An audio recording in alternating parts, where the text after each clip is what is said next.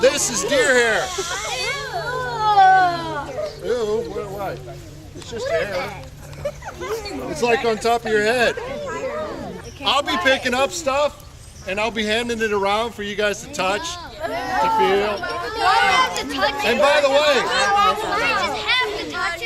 none of this stuff will hurt you.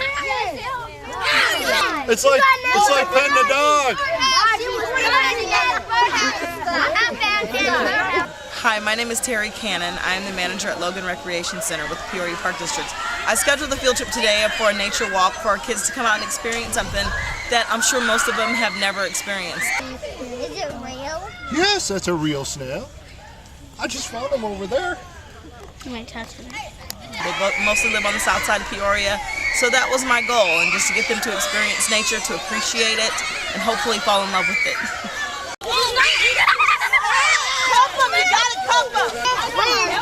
These are frog eggs.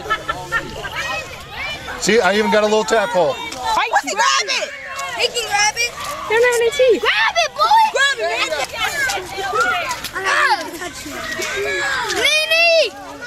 Take it to her, take it to her, take it to her. My name is Bajiana and I catched a frog in the woods and